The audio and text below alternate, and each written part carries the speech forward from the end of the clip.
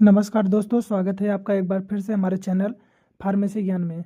आज हम लेकर आए हैं आप लोग के लिए बायोकेमिस्ट्री का चैप्टर 2। तो आज हम बायोकेमिस्ट्री का दूसरा चैप्टर पढ़ने वाले हैं। तो बिना किसी देरी के हम अपना चैप्टर शुरू करते हैं। पहला है क्या क्या टॉपिक हम पढ़ने वाले हैं इस चैप्टर में, उसको देख लेंगे। पहला अपना टॉपिक रहने वाला है कार्बोहाइड्रेट का डिफिनीशन, क्लासिफिकेशन, एग्जाम्पल और केमिकल प्रॉपर्टी। ठीक। अगला आपका टॉपिक होने वाला है मोनोसेकेराइड का स्ट्रक्चर में ग्लूकोज, फ्रक्टोज और गलेक्टोज। अगला टॉपिक होगा डाइसेकेराइड में स्ट्रक्चर ऑफ माल्टोज, लैक्टोज और सुक्रोज। उसके बाद अगला टॉपिक आपका होने वाला है पॉलीसेकेराइड। पॉलीसेकेराइड में केमिकल नेचर ऑफ स्टार्च देखेंगे और ग्लाइकोजन देखेंगे। फिर उसके बाद हम देखेंगे qualitative test and biological role of carbohydrate. ठीक। आज के लेक्चर में हम इतने टॉपिक देखेंगे। तो चलिए बिना किसी देरी के अपना हम स्टार्ट करते हैं। पहला है अपना कार्बोहाइड्रेट। कार्बोहाइड्रेट की डिफिनीशन क्या होगी, परिभाषा क्या होती है। करें कि कार्बोहाइड्रेट ऐसे ऑर्गेनिक कंपाउंड होते हैं। ऑर्गेनिक कंपाउंड क्या होते हैं, अभी इसके बारे में हम बात करेंगे। ठीक।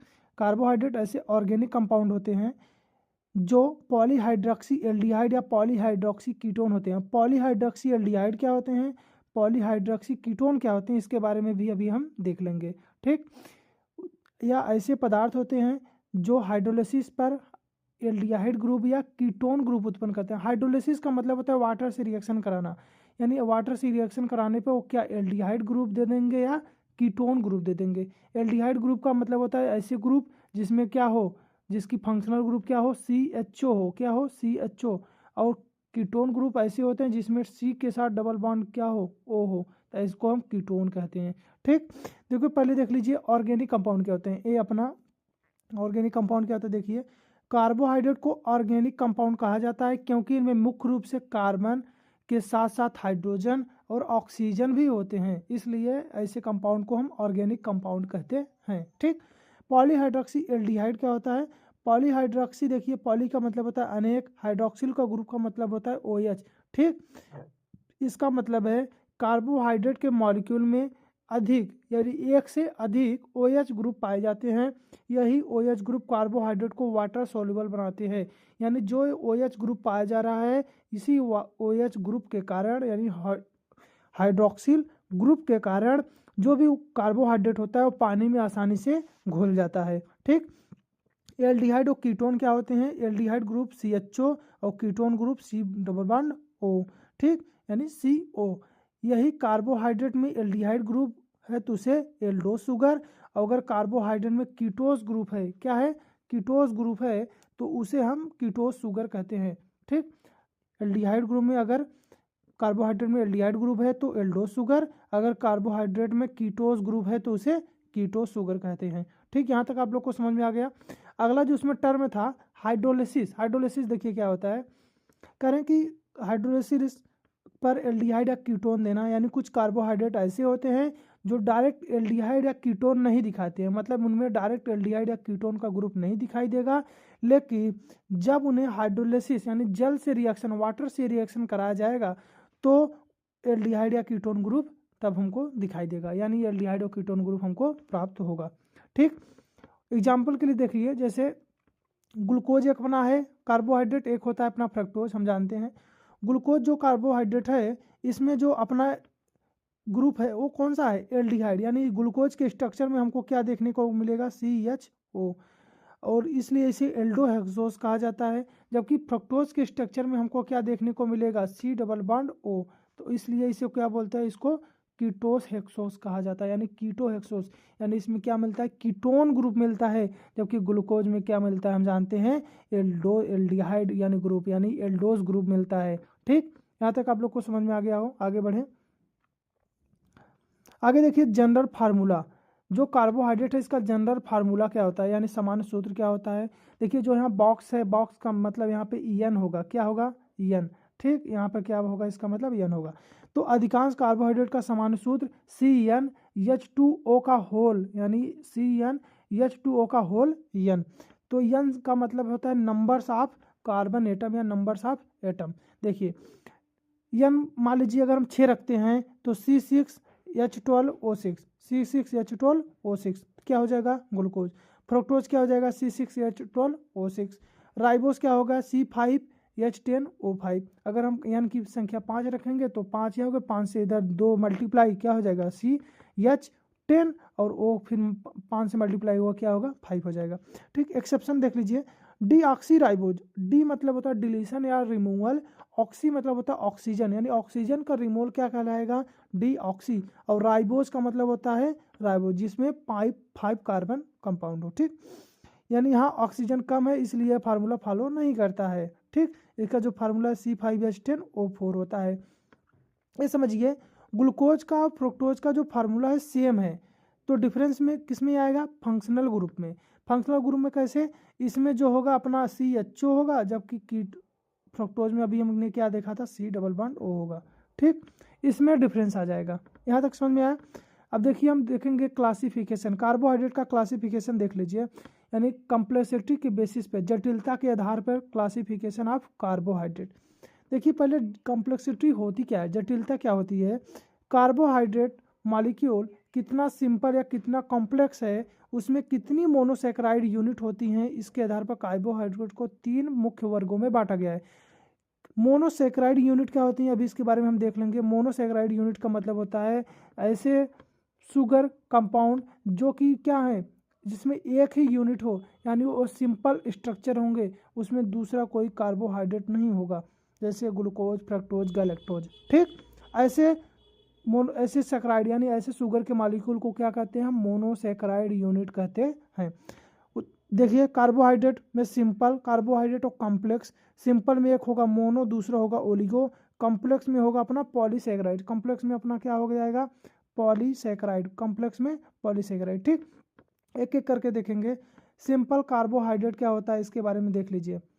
सिंपल कार्बोहाइड्रेट वे कार्बोहाइड्रेट होते हैं जिनकी केमिकल स्ट्रक्चर क्या होती है सिंपल होती है, और जो शरीर में जल्दी डाइजेस्ट हो जाते हैं और एब्जॉर्ब हो जाते हैं, यानी अगर इनको आप खाएंगे तो जल्दी से क्या हो जाएंगे आपकी बॉडी में पच जाएंगे, और आपकी बॉडी में एब्जॉर्ब होकर कहाँ तक पहुँच जाएंगे ब्लड फ्लो में, यानी ब्लड सर्कुलेशन में पहुँच जाएंगे। ठीक, ये कार्बोहाइड्रेट क्विक एनर्जी प्रदान करते हैं, यानी ये जो कार्बोहाइड्रेट होते हैं ये क्या होंगे एनर्जी आपको जल्दी दे देंगे, यानी आप ये जल्दी पचेंगे, जल्दी ब्लड में एब्जॉर्ब हो जाएंगे और आपको एनर्जी भी जल्दी दे देंगे। टाइप्स ऑफ सिंपल कार्बोहाइड्रेट 2 भागों में, जैसा ऊपर भी हमने देख लिया है, मोनो और ओलिगोसेक्राइड। ठीक, पहला देखेंगे मोनोसेक्राइड क्या होते हैं इसके बारे में अच्छे से देख लीजिए। मोनोसेक्राइड कार्बोहाइड्रेट की सबसे सरल इकाई होती है जिसे हाइड्रोलिसिस द्वारा छोटे कार्बोहाइड्रेट में नहीं तोड़ा जाता है, तोड़ा जा सकता है। हाइड्रोलिसिस का मतलब होता है वाटर से रिएक्शन कराना। हाइड्रोलिसिस का मतलब क्या होता है वाटर से रिएक्शन कराना, यानी अगर इनको वाटर से रिएक्शन कराएंगे तो ये क्या होगा दूसरे किसी कार्बोहाइड्रेट में नहीं टूट सकता। क्यों? क्योंकि ये सबसे सरल इकाई यानी सबसे छोटी इकाई होंगे किसके कार्बोहाइड्रेट के। ठीक, वाई कॉल सिंपल, इनको सिंपल क्यों कहा जाता है ये भी देख लीजिए, क्योंकि शुगर यूनिट एक होती है, स्ट्रक्चर सबसे सरल होता है, डायरेक्टली बॉडी में हमारे एब्जॉर्ब हो जाता है, तुरंत हमको एनर्जी दे देता है। कैरेक्टरिस्टिक इसकी कुछ विशेषताएं देखिए, स्वीट होता है टेस्ट में, वाटर में घुलनशील होता है, क्रिस्टलाइन सॉलिड होता है, और मोस्टली क्या होता है रिड्यूसिंग शुगर होता है। रिड्यूसिंग शुगर क्या होता है अभी इसके बारे में हम देख लेंगे। ठीक, रिड्यूसिंग शुगर हम अभी बता दे रहे हैं जिसमें फ्री एल्डिहाइड या फ्री कीटोन ग्रुप उपस्थित होते हैं जिस कार्बोहाइड्रेट में, और वे कार्बोहाइड्रेट को हम क्या कहते हैं रिड्यूसिंग शुगर। इसके लिए कुछ टेस्ट होते हैं, वो टेस्ट को पास हो जाएंगे, जैसे बेनेडिक्ट टेस्ट होता है, फेलिंग टेस्ट होता है। ठीक, ऐसे टेस्ट अगर पास कर देता है तो उसे शुगर को हम क्या कहेंगे रिड्यूसिंग शुगर कहा जाता है। और पास कब होगा जब उसमें कोई एल्डिहाइड या कोई कीटोन ग्रुप फ्री जो हो वो प्रेजेंट हो। ठीक, उदाहरण के लिए मोनोसेक्राइड में देखिए ग्लूकोज को ब्लड शुगर, फ्रक्टोज को फ्रूट शुगर के नाम से जाना जाता है, और एक क्या है गैलेक्टोज। करेक्ट, ग्लूकोज सबसे इंपॉर्टेंट मोनोसेक्राइड है क्योंकि ब्रेन में मसल्स में मुख्य फ्यूल का काम करता है, यानी ग्लूकोज हमारी ब्रेन में और मसल्स में सबसे ज़्यादा इंपॉर्टेंट है किसके लिए एनर्जी के लिए। फ्यूल का मतलब होता है एनर्जी के लिए सबसे ज़्यादा इंपॉर्टेंट है। ठीक, आगे हम देखेंगे ओलिगोसेक्राइड। ओलिगोसेक्राइड वे कार्बोहाइड्रेट होते हैं जो 2 या से लेकर के 10 मोनोसेक्राइड यूनिट से बने होते हैं, यानी 2 से लेकर 10 मोनोसेक्राइड यूनिट आपस में जुड़कर जो स्ट्रक्चर बनाएंगे उस स्ट्रक्चर को हम ओलिगोसेक्राइड के नाम से जानते हैं। मोनोसेकेराइड की तुलना में थोड़ा कॉम्प्लेक्स होते हैं। क्यों? क्योंकि ये मोनोसेकेराइड से ही मिलकर बने हुए हैं। लेकिन फिर इन्हें सिंपल कार्बोहाइड्रेट में क्यों रखा जा गया है, इसका रीजन क्या है, ठीक, वो देख लीजिए। क्योंकि यूनिट की संख्या क्या होती है, कम होती है, बहुत अधिक नहीं होती है, 2 से 10 ही होती है। डाइजेस्ट होने में भी ज़्यादा समय नहीं लगता है, लेकिन बहुत ज़्यादा समय नहीं लगता। एनर्जी जल्दी उपलब्ध हो जाती है, इससे भी एनर्जी जल्दी मिल जाती है। टाइप्स ऑफ ओलिगोसेकेराइड क्या होगा, जैसे डाइसेकेराइड जिसमें 2 यूनिट हो, ट्राइसेकेराइड जिसमें 3 यूनिट हो, हायर ओलिगोसेकेराइड जिसमें 4 से लेकर 10 यूनिट हो, ठीक। सेकेराइड की बात करेंगे कुछ, जैसे सुक्रोज क्या है, डाइसेकेराइड है। लैक्टोज क्या है, डाइसेकेराइड है। माल्टोज क्या है, डाइसेकेराइड। सुक्रोज जो डाइसेकेराइड है किस किस से मिलकर बना है, ग्लूकोज से, फ्रक्टोज से, और नेचर में नॉन रिड्यूसिंग है।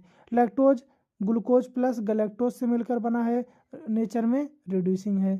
माल्टोज जो होता है ग्लूकोज प्लस ग्लूकोज से मिलकर बना है, नेचर में क्या है, रिड्यूसिंग है, ठीक। तो इसमें से शुगर क्या था अपना, नॉन रिड्यूसिंग, ठीक। और ज़्यादातर मोनोसेकेराइड क्या होते हैं, रिड्यूसिंग वाले होते हैं, ये तो आपको पता ही है, ठीक। मोनोसेकेराइड यूनिट को जोड़ने वाला बॉन्ड ग्लाइकोसिडिक बॉन्ड कहलाता है। यानी जो भी 2 कार्बोहाइड्रेट को आपस में जोड़ेगा उस बॉन्ड को हम ग्लाइकोसिडिक बॉन्ड कहते हैं। कौन सा बॉन्ड कहते हैं, ग्लाइकोसिडिक बॉन्ड। इंपॉर्टेंट है, याद कर लीजिएगा। यानी मोनोसेकेराइड यूनिट को आपस में जोड़ने वाले बॉन्ड को हम ग्लाइकोसिडिक बॉन्ड कहते हैं, ठीक। देखिए स्ट्रक्चर है आपका ग्लूकोज का, गैलेक्टोज का और फ्रक्टोज का। यह है straight chain structure. Straight chain मतलब ओपन चेन स्ट्रक्चर। देखिए ग्लूकोज का स्ट्रक्चर ये रहा, ये है गैलेक्टोज का, फ्रक्टोज का। ग्लूकोज का स्ट्रक्चर और फ्रक्टोज का स्ट्रक्चर देखिए, पहले हम देख लेंगे। ग्लूकोज का स्ट्रक्चर में देखिए जिसका फंक्शनल ग्रुप है COH यानी एल्डिहाइड वाला है, जबकि फ्रक्टोज में देखिए कीटोन वाला ग्रुप है, ठीक। गैलेक्टोज के स्ट्रक्चर में क्या अंतर है, सिर्फ इस यानी क्या है, देखिए तीसरे वाले कार्बन पे, यानी इस वाले कार्बन पे अगर नीचे से देखेंगे तो तीसरा और ऊपर से देखेंगे तो चौथा। तो इस वाले कार्बन पे देखिए जो OH की पोजीशन है, बस यही चेंज है, जो ये राइट साइड है जबकि ये क्या है, लेफ्ट साइड है। बस ग्लूकोज और गैलेक्टोज का स्ट्रक्चर सेम है, सिर्फ किसका इंटरचेंज है, 4th कार्बन के हाइड्रोक्सिल ग्रुप का, यानी OH की पोजीशन का, ठीक। फिर उसके बाद देखिए यहाँ पे नीचे क्लोज्ड रिंग चेन दिया गया है, सिर्फ उसी का, गैलेक्टोज का, ग्लूकोज का, फ्रक्टोज का, ठीक। आप इसको देख लीजिएगा। अगले देखिए अल्फा बीटा। अल्फा मतलब जब OH की पोजीशन, देखिए जब इस फर्स्ट वाले कार्बन पे OH की पोजीशन डाउन हो तब उसे अल्फा कहेंगे, जब OH की पोजीशन अपवर्ड हो तब उसे हम बीटा कहेंगे, ठीक, क्लियर। और उसके बाद देखिए डी ग्लूकोज यल ग्लूकोज क्या होता है। देखिए डी ग्लूकोज का मतलब होता है, डी का मतलब है डेस्ट्रो, ये रोटेशन के बेसिस पे होता है। यल का मतलब होता है लीवो, ठीक। डी का मतलब होता है डेस्ट्रो और यल का मतलब होता है लीवो, ठीक। देखिए जो ग्लूकोज का स्ट्रक्चर है, जो ए वाला देखिए OH है, ये OH क्या है, इसमें डी में राइट साइड है, जबकि यल में क्या है, लेफ्ट साइड है। बाकी पूरा स्ट्रक्चर सेम है। ऊपर देखिए फिर जो ए वाला पोजीशन है, इस वाले पोजीशन की ए कहाँ आ जाएगा, लेफ्ट साइड, और ए कहाँ चला जाएगा, H हाइड्रोजन, ये राइट साइड चलेगा। और इसमें क्या हो जाएगा, इसमें देखिए इंटरचेंज हो जाएगा, ठीक। तो कहने का मतलब यह है कि बस केवल OH की पोजीशन इंटरचेंज करके डी और यल को हम ग्लूकोज में बांट देते हैं, ठीक। एल्डोस कीटोस आइसोमेरिज्म देख लीजिए। एल्डोस और कीटोस आइसोमेरिज्म कैसे होते हैं, यानी कैसे आइसोमरी हैं। देखिए इसमें क्या एल्डिहाइड ग्रुप है, जबकि इसमें क्या कीटोन ग्रुप है। बाकी पूरा जो स्ट्रक्चर है यानी C6H12O6 पूरा सेम है दोनों का, इसका केवल चेंज किसका है, फंक्शनल ग्रुप का, ठीक। समझ में आया। तो इस प्रकार से क्या है, आइसोमर है। देखिए डाइसैकेराइड ऑफ कार्बोहाइड्रेट।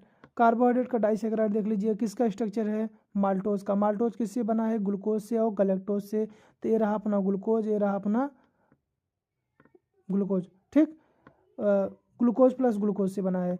माल्टोज किससे बना है, ग्लूकोज प्लस ग्लूकोज से। तो इसमें 2 ग्लूकोज के मॉलिक्यूल हैं, ठीक। ये पहला ग्लूकोज, दूसरा ग्लूकोज। जो बॉन्ड है, इस बॉन्ड को क्या बोलेंगे, ग्लाइकोसिडिक बॉन्ड, अभी ऊपर हम पढ़ चुके हैं, ठीक। उसके बाद अगला क्या है, structure of lactose. Structure of lactose में देख लीजिए, ये क्या है, गैलेक्टोज है, क्या है, ग्लूकोज है, और ये जो बॉन्ड है क्या है, ग्लाइकोसिडिक बॉन्ड, ठीक। उसके बाद देखिए स्ट्रक्चर ऑफ सुक्रोज। ये जानते हैं ग्लूकोज प्लस फ्रक्टोज से बना है। ये रहा ग्लूकोज, ये रहा अपना फ्रक्टोज, और ये बॉन्ड है क्या है, ग्लाइकोसिडिक बॉन्ड, ठीक। यहाँ तक समझ में आ गया आप लोग को। आगे देखिए कॉम्प्लेक्स कार्बोहाइड्रेट। कॉम्प्लेक्स कार्बोहाइड्रेट क्या होते हैं इसके बारे में थोड़ा जान लीजिए। कॉम्प्लेक्स कार्बोहाइड्रेट वे होते हैं जो बहुत अधिक मोनोसेक्राइड यूनिट से बने होते हैं, जिनकी स्ट्रक्चर बहुत ही क्या होती है, कॉम्प्लेक्स होती है, बहुत ही जटिल स्ट्रक्चर होती है। उनके टाइप में सिर्फ एक ही पढ़ना है, क्या, पॉलीसेक्राइड। पॉलीसेक्राइड पढ़ना है। पॉलीसेक्राइड सबसे पहले हम देख लेंगे पॉलीसेक्राइड क्या होते हैं। पॉलीसेक्राइड वे कार्बोहाइड्रेट हैं जो अनेक मोनोसेक्राइड यूनिट से मिलकर बने होते हैं और लॉन्ग चेन स्ट्रक्चर बनाते हैं। इसमें क्या है, बहुत अधिक मोनोसेक्राइड यूनिट आपस में ज्वाइंट होकर बनते हैं, एक स्ट्रक्चर बनाते हैं। और जो स्ट्रक्चर होता है लॉन्ग चेन होता है, यानी बहुत कॉम्प्लेक्स, बहुत जटिल, यानी लंबी चेन वाली स्ट्रक्चर होंगे। इसे कॉम्प्लेक्स क्यों कहा गया है, क्योंकि स्ट्रक्चर बहुत बड़ा होता है, कॉम्प्लेक्स होता है, डाइजेस्ट होने में समय लगता है और एनर्जी को धीरे धीरे रिलीज करती हैं और मेनली स्टोरेज या स्ट्रक्चरल रोल निभाती हैं। मतलब क्या करती हैं, ये एनर्जी को स्टोर करने का काम करती हैं, न कि एनर्जी को तुरंत हमको प्रोवाइड करती हैं, एनर्जी को हमको देती हैं। ठीक। करैक्टरिस्टिक्स कुछ विशेषताएं हैं इसकी, जैसे ये स्वीट नहीं होते हैं, मतलब ये स्वीट मीठे नहीं होते हैं। वाटर में इंसॉल्युबल होते हैं, यानी पानी में घुलने वाले नहीं होते हैं। इनका हाई मॉलिक्यूलर वेट होता है और ये नॉन रिड्यूसिंग इन नेचर होते हैं। क्या होते हैं, नॉन रिड्यूसिंग, मतलब ये इनमें जो free aldehyde, free ketone group हैं उपस्थित नहीं होते हैं। एग्जाम्पल के लिए देख लीजिए, ये स्टोरेज पॉलीसेक्राइड के लिए काम करते हैं। जैसे स्टार्च होता है, प्लांट में एनर्जी को स्टोर करता है, जबकि ग्लाइकोजन क्या होता है, एनिमल में एनर्जी को स्टोर करता है। आप सुने होंगे जो ग्लूकोज होता है वो किस में कन्वर्ट हो जाता है, ग्लाइकोजन में। किस में कन्वर्ट हो जाता है, ग्लाइकोजन में। और किसकी मदद से कन्वर्ट होता है, हम जानते हैं इंसुलिन की मदद से।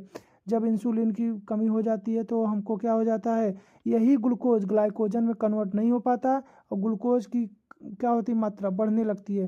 ग्लूकोज की मात्रा बढ़ने लगती है। जब ग्लूकोज बढ़ता चला जाएगा तो बॉडी में क्या हो जाएगा, डायबिटीज मेलाइटस हो जाएगा ना, मधुमेह की समस्या हो जाएगी। ठीक। स्ट्रक्चर ऑफ पॉलीसेक्राइड हो सकते हैं जैसे सेलुलोज। सेलुलोज में क्या होता है, प्लांट सेल वाल होता है, जबकि काइटिन क्या होता है, इंसेक्ट एक जो स्केलेटन में होती है, क्या, इसका स्ट्रक्चर बनाते हैं। ठीक। किसके, ये प्लांट सेल का कौन स्ट्रक्चर है, सेलुलोज, और इंसेक्ट का क्या है, काइटिन। ठीक। ये सभी दोनों क्या है, ये दोनों ही भी कार्बोहाइड्रेट ही हैं। ठीक। आगे देखिए, सिंपल कार्बोहाइड्रेट और कॉम्प्लेक्स कार्बोहाइड्रेट में कुछ बेसिक डिफरेंस है। सिंपल स्ट्रक्चर होता है, इसका कॉम्प्लेक्स होगा, ये तुरंत एनर्जी देगा, धीरे धीरे एनर्जी देगा। इजी डाइजेशन, आसानी से पच जाएगा, स्लो डाइजेशन होगा। इसमें मोनो ओलिगो आएंगे, जबकि इसमें क्या आएंगे, पॉलीसेक्राइड आएंगे। ठीक। यहाँ तक आप लोग को समझ में आ गया हो। आगे हम देखेंगे स्टार्च। स्टार्च के बारे में, स्टार्च किसका उदाहरण था, पॉलीसेक्राइड का। ठीक। देखिए, स्टार्च एक महत्वपूर्ण प्लांट पॉलीसेक्राइड है। यह प्लांट में स्टोर्ड फॉर्म में कार्बोहाइड्रेट के रूप में पाया जाता है। मानव आहार में स्टार्च एनर्जी का मुख्य स्रोत क्या है, मुख्य स्रोत है, यानी मानव आहार में क्या होता है, एनर्जी का मुख्य स्रोत क्या है, स्टार्च ही है। ठीक। यानी जो खाते हैं हम लोग, वो जैसे आलू खा रहे हैं, आलू में स्टार्च है, चावल खा रहे हैं, चावल में स्टार्च है, समझ रहे हैं ना। ये सब क्या होते हैं, मुख्य स्रोत हैं। यानी इसमें क्या होता है, एनर्जी मिलता है। यानी इसमें क्या होगा, एटीपी, एडिनोसिन ट्राइफॉस्फेट मिलेगा, जो हमारी बॉडी क्या करेगी, उसको यूटिलाइज करेगी, उसको बनाएगी एनर्जी को। ठीक। देखिए, chemical nature of starch. Starch किस प्रकार का कार्बोहाइड्रेट है, उसकी रासायनिक स्ट्रक्चर कैसी है, वह किन यूनिट से मिलकर बना है, इसके बारे में हम देखेंगे केमिकल नेचर में। 3 चीज़ें। पहला, नेचर ऑफ स्टार्च देख लीजिए। स्टार्च एक पॉलीसेक्राइड है, या कॉम्प्लेक्स कार्बोहाइड्रेट होता है, या होमोपॉलीसेक्राइड। होमोपॉलीसेक्राइड का मतलब होता है जो एक समान यूनिट से मिलकर बनी हुई हो, उसे हम होमोपॉलीसेक्राइड कहेंगे। ठीक। जैसे अगर ग्लूकोज से बना है तो सिर्फ ग्लूकोज के मॉलिक्यूल ही जुड़े हों। अगर फ्रक्टोज से का बना है तो सिर्फ फ्रक्टोज का ही मॉलिक्यूल आपस में जुड़कर बना हो। ऐसा ना हो ग्लूकोज और फ्रक्टोज दोनों का मिलकर जुड़ा हो, तो ऐसे को हम हेट्रोपॉलीसेक्राइड कहेंगे। अगर एक समान मॉलिक्यूल रहेंगे तो उसे हम होमोपॉलीसेक्राइड कहेंगे। ठीक। आगे क्या है, नॉन रिड्यूसिंग कार्बोहाइड्रेट है। जो क्या होता है, नॉन रिड्यूसिंग, यानी ये कैसे है, जो इसमें फ्री एल्डिहाइड या कीटोन ग्रुप नहीं होते हैं। या स्टोरेज पॉलीसेक्राइड है, ऊपर भी हम पढ़ चुके हैं, एनर्जी को स्टोर करने का काम करता है प्लांट के अंदर। ठीक। आगे क्या है, chemical composition of starch. Chemical composition यानी किसका बना हुआ है, इसका केमिकल कंपोजिशन क्या है, देखिए अल्फा डी ग्लूकोज यूनिट, एक ग्लूकोज यूनिट आपस में ग्लाइकोसिडिक बॉन्ड द्वारा जुड़े होते हैं। जनरल फार्मूला की बात करें तो C6H10O5 का होल एन, यानी यहाँ पे जो बॉक्स है यहाँ पे इसका मतलब क्या है एन, और एन का मतलब होगा कि ग्लूकोज यूनिट की संख्या जो बहुत अधिक 100 या 1000 में हो सकती है। ठीक, ये कितने में होंगी, 100 या 1000 में हो जाएगी। ठीक, आगे देखिए कंपोनेंट ऑफ स्टार्च। स्टार्च के दो कंपोनेंट होते हैं, एक होता है एमाइलोज, एक होता है एमाइलोपेक्टिन। एक एक करके देखेंगे एमाइलोज क्या होता है और एमाइलोपेक्टिन क्या होता है। पहला देखेंगे एमाइलोज। एमाइलोज देखिए, एमाइलोज एक लीनियर पॉलीसेकेराइड है। यह केवल अल्फा डी ग्लूकोज यूनिट से मिलकर बना है। कौन से ग्लूकोज यूनिट से, अल्फा डी। अल्फा भी क्या होता है वो भी देख लिए हैं हम, और डी क्या होता है, डेस्ट्रो क्या होता है वो भी ऊपर हम देख लिए हैं। ग्लूकोज यूनिट आपस में 1,4 ग्लाइकोसिडिक बॉन्ड से जुड़ा होता है। 1,4 यानी पहले ग्लूकोज का फर्स्ट पोजीशन अगले ग्लूकोज के फोर्थ पोजीशन से जुड़ा होगा, फिर अगला ग्लूकोज का जो है उसका फर्स्ट अगले की फोर्थ से जुड़ा होगा। समझ में आ रहा है। अगला है क्या, स्ट्रक्चरल अनब्रांच, यानी सीधी चेन होती है, यानी इसमें क्या होगी, एक सीधी चेन होगी और ऐसे ऐसे ऐसे ऐसे क्या इसमें ग्लूकोज के मॉलिक्यूल जुड़े हुए होंगे। ठीक, प्रॉपर्टी की बात करेंगे तो वाटर में अधिकांश क्या होंगे, सोल्यूबल होंगे। आयोडीन के साथ ब्लू कलर देता है। मॉलिक्यूलर वेट भी क्या होता है, कम होता है, किसकी तुलना में, एमाइलोपेक्टिन की तुलना में। ठीक, आगे देखिए एमाइलोपेक्टिन क्या होता है। एमाइलोपेक्टिन क्या होगा देख लीजिए। एमाइलोपेक्टिन एक ब्रांच्ड पॉलीसेकेराइड है, जबकि एमाइलोज क्या था, एक अनब्रांच्ड था। यह भी अल्फा डी ग्लूकोज यूनिट से मिलकर बना होता है। इसमें भी दो प्रकार के ग्लाइकोसिडिक बॉन्ड होते हैं, पहला अल्फा 1,4, दूसरा अल्फा 1,6, यानी जो ब्रांचिंग पॉइंट पे होगा 1,6 होगा। पहला जो होगा ये सीधा ही होगा, मतलब यहाँ पे सब सीधे, और जो दूसरा होगा इस ग्लूकोज से कहीं से जुड़ा होगा, फिर यहाँ पे भी ऐसे सीधे ग्लूकोज जुड़े होंगे, फिर कुछ ग्लूकोज के बाद फिर ये एक ब्रांचिंग होगी। तो जो यहाँ जो सीधा जुड़ा हुआ है, ये जो सीधा जुड़ा हुआ है ये अपना क्या है 1/4 वाला है। ठीक, लेकिन जो ये वाला अपना है ये क्या है 1/6 वाला है। तो ये जो ग्लूकोज से लाइनिंग जुड़ी है 1/6 है, यानी इसके फर्स्ट से और इसके 6th से जुड़ा हुआ है। प्रॉपर्टी ऑफ एमाइलोपेक्टिन क्या होगा देख लीजिए। एमाइलोपेक्टिन का प्रॉपर्टी, वाटर में इंसॉल्युबल होंगे, आयोडीन के साथ रेडिश ब्राउन कलर देता है, मॉलिक्यूलर वेट बहुत अधिक होता है। ठीक, आगे देखेंगे percentage composition of starch. Starch का परसेंटेज कंपोजिशन क्या होता है। एमाइलोज कम होता है, कितना 20 से 25%, जबकि एमाइलोपेक्टिन 75 से 80% होता है। ठीक, यानी सबसे ज़्यादा हिस्सा किसका होगा, एमाइलोपेक्टिन का। आगे देखेंगे reducing nature of starch. Starch में फ्री एल्डिहाइड ग्रुप नहीं होता है, इसलिए स्टार्च नॉन रिड्यूसिंग कार्बोहाइड्रेट है। या फेलिंग टेस्ट बेनेडिक्ट टेस्ट को पॉजिटिव नहीं देता है। हम बताए थे कि अगर उसमें किसी भी कार्बोहाइड्रेट में फ्री एल्डिहाइड या फ्री कीटोन ग्रुप हो तो बेनेडिक्ट या फेलिंग टेस्ट को पॉजिटिव करते हैं, यानी उसको पास करते हैं, और वैसे कार्बोहाइड्रेट को हम रिड्यूसिंग कार्बोहाइड्रेट कहते हैं या रिड्यूसिंग शुगर कहते हैं।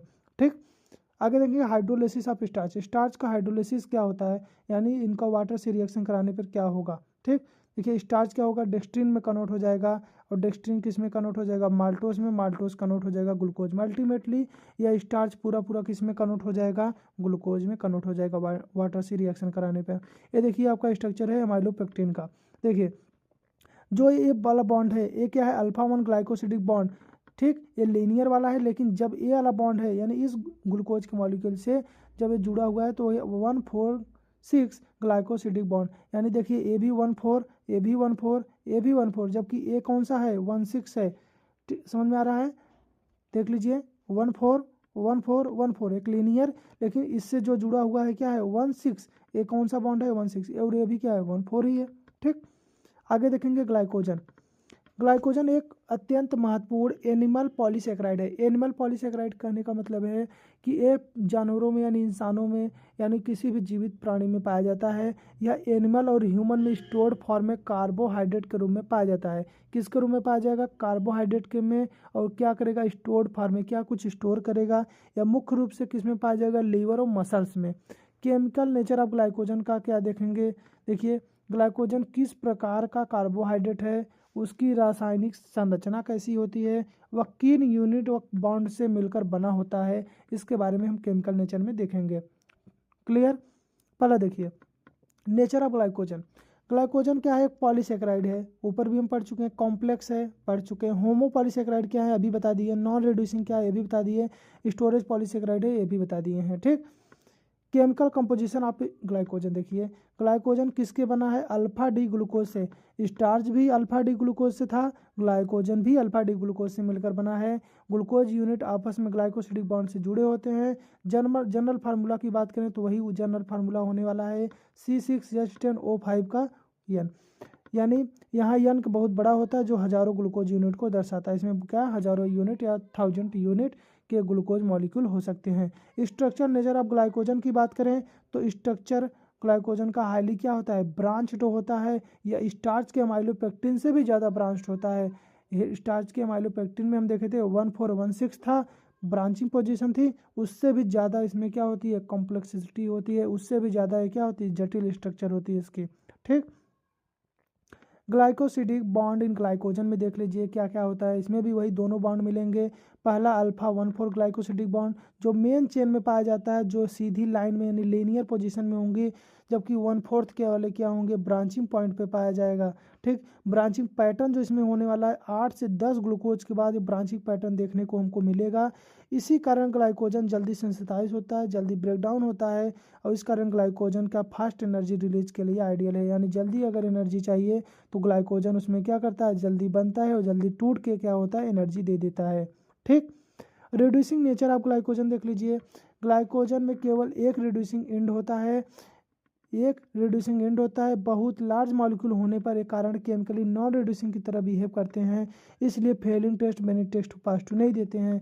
यानी इसमें रिड्यूसिंग एंड तो होता है लेकिन सिर्फ एक होता है, और कब बहुत ज़्यादा मॉलिक्यूल होने के कारण ये क्या होता है, नॉन रिड्यूसिंग की तरह बिहेव करने लगते हैं, जिसके कारण फेलिंग टेस्ट और बेनेडिक्ट टेस्ट को पॉजिटिव नहीं करते हैं, यानी उसको निगेटिव हो जाते हैं टेस्ट, और टेस्ट अगर निगेटिव हो जाएगा तो फिर क्या, उसको हम नॉन रिड्यूसिंग कहेंगे। ठीक, अगला है iodine reaction of glycogen. Glycogen iodine के साथ रिएक्ट करके रेडिश ब्राउन कलर देता है, या स्टार्च के ब्लू कलर से अलग होता है, या डिफरेंस एग्जाम में अक्सर पूछा जा चुका है या पूछा जाता है कि आयोडीन का रिएक्शन ग्लाइकोजन के साथ रेडिश ब्राउन देता है जबकि स्टार्च के साथ ब्लू देता है, ऐसा क्यों। तो ग्लाइकोजन जो है, जबकि उसमें भी वही ग्लूकोज के मॉलिक्यूल हैं, और स्टार्च में भी क्या है, वही ग्लूकोज के मॉलिक्यूल हैं, लेकिन स्टार्च का जो है आयोडीन के साथ रिएक्शन ब्लू कलर का देता है। क्यों, क्योंकि उसकी कॉम्प्लेक्सिटी के कारण, उसकी जटिलता के कारण। ठीक, जो उसमें स्टार्च में होता है उस कम कॉम्प्लेक्स होता है ग्लाइकोजन की तुलना में। ठीक, अगला है हाइड्रोलिसिस ऑफ ग्लाइकोजन। ग्लाइकोजन का हाइड्रोलिसिस कैसे होगा, यानी क्या बनेगा देख लीजिए। यानी वाटर से रिएक्शन कराने पर ग्लाइकोजन डेक्सट्रीन से माल्टोज में, माल्टोज से ग्लूकोज में कन्वर्ट हो जाएगा। ठीक, आगे देखेंगे carbohydrate on the basis of reducing and non reducing. देखो बात किए थे रिड्यूसिंग और रिड्यूसिंग क्या होते हैं, इसके बारे में हम फिर देखेंगे। रिड्यूसिंग क्या होगा देख लीजिए। रिड्यूसिंग शुगर की बात करें तो इनको दो प्रॉपर्टी के बेसिस पे दो वर्गों में बांटा गया है। पहला क्या होगा, रिड्यूसिंग, दूसरा होगा नॉन रिड्यूसिंग। यह प्रॉपर्टी इस बात पर निर्भर करती है कार्बोहाइड्रेट मॉलिक्यूल में फ्री एल्डिहाइड कीटोन ग्रुप उपलब्ध है या नहीं। अगर उपलब्ध है तो उसे रिड्यूसिंग कैटेगरी में रखेंगे, अगर उपलब्ध नहीं है तो उसे नॉन रिड्यूसिंग कैटेगरी में रखेंगे। ठीक, हम एक एक करके देखेंगे। रिड्यूसिंग शुगर क्या होगा। पहला, रिड्यूसिंग शुगर वे कार्बोहाइड्रेट होते हैं जिनमें फ्री एल्डिहाइड या फ्री कीटोन ग्रुप होता है, जो सोल्यूशन में ऐसे ग्रुप होते हैं जो इसी कारण रिड्यूसिंग एजेंट की तरह काम करते हैं, यानी किसी सब्सटेंस को रिड्यूस करा देंगे। जैसे हम पढ़े रिडक्शन रिएक्शन पढ़े होंगे। रिडक्शन रिएक्शन में क्या होता है कि वो क्या होती है, उसकी बैलेंसी घट जाती है। जैसे Cu2+ यानी क्यूप्रिक आयन क्यूप्रस में कन्वर्ट हो जाता है, यानी जो +2 था वो क्या हो गया, प्लस में कन्वर्ट हो गया। सिल्वर आयन सिल्वर में कन्वर्ट हो जाता है, यानी प्लस था वो क्या हो गया, एक मेटल आयन में कन्वर्ट हो गया। ठीक, इसे कहेंगे रिड्यूसिंग प्रॉपर्टी। केमिकल बेसिस देख लीजिए। Free aldehyde group directly reducing होता है, यानी अगर कोई फ्री एल्डिहाइड होगा तो डायरेक्टली रिड्यूस हो जाएगा, लेकिन जबकि अगर कोई फ्री कीटोन ग्रुप होगा तो पहले इंडियल फॉर्मेशन द्वारा एल्डिहाइड में कन्वर्ट होगा, फिर एल्डिहाइड से किस में होगा, रिड्यूस होगा। ठीक, एग्जाम्पल के लिए मोनोसेक्राइड जैसे ग्लूकोज, फ्रक्टोज और गैलेक्टोज सभी मोनोसेक्राइड रिड्यूसिंग शुगर होते हैं। क्लियर। डाइसेक्राइड में कुछ रिड्यूसिंग शुगर हैं जैसे माल्टोज, लैक्टोज, हम ऊपर भी पढ़ चुके हैं। फ्री एल्डिहाइड या कीटोन ग्रुप होगा तो रिड्यूसिंग प्रॉपर्टी होगी, नहीं तो नहीं होगी। केमिकल टेस्ट की बात कर लें, इसमें क्या क्या होता है। Fehling test brick red precipitate देगा, बेनेडिक्ट ग्रीन टू ब्रिक देगा, टोलेंस सिल्वर मिरर फॉर्मेशन करेगा। ठीक, आपको बस रिजल्ट पता होना चाहिए। देखिए, non reducing sugar, non reducing वे कार्बोहाइड्रेट होते हैं जिनमें फ्री एल्डिहाइड या कीटोन ग्रुप नहीं होता है, इसलिए रिड्यूसिंग एजेंट की तरह इन्हें कार्य नहीं करते हैं। हवाई नॉन रिड्यूसिंग क्यों कहते हैं? फंक्शनल ग्रुप ग्लाइकोसिडिक बॉन्ड में शामिल हो जाता है। जो भी इसका फंक्शनल ग्रुप है एल्डिहाइड या कीटोन का, वो बॉन्ड बनाने के समय ज्वाइंट हो जाता है या उसमें यूज ले लिया जाता है, जिसके कारण वो फ्री नहीं रह पाते, कोई एनोमेरिक कार्बन नहीं बचता, इसलिए रिड्यूसिंग रिएक्शन संभव नहीं होती है। एग्जाम्पल के लिए डाइसैकेराइड में जैसे सुक्रोज, पॉलीसैकेराइड में स्टार्च, ग्लाइकोजन और सेलुलोज। ठीक, no free aldehyde ketone group, no reducing property. Qualitative test की बात कर लेंगे। क्वालिटेटिव टेस्ट में हम पढ़ेंगे फेलिंग टेस्ट। फेलिंग टेस्ट क्या होगा? रिड्यूसिंग शुगर एल्डिहाइड मीडियम को यानी रिड्यूसिंग शुगर एल्कलाइन मीडियम में क्यूप्रिक आयन को क्यूप्रस में कन्वर्ट यानी रिड्यूस कर देता है। टेस्ट सोल्यूशन में फेलिंग ए फेलिंग बी मिलाकर हीट करते हैं। ऑब्जर्वेशन की बात करेंगे तो ब्रिक रेड प्रेसिपिटेट बनता है। इंटरफेरेंस मतलब क्या क्या डिसाइड करेगा कि रिड्यूसिंग शुगर प्रेजेंट है। टॉलरेंस रिएजेंट की यानी टॉलरेंस टेस्ट की बात करेंगे।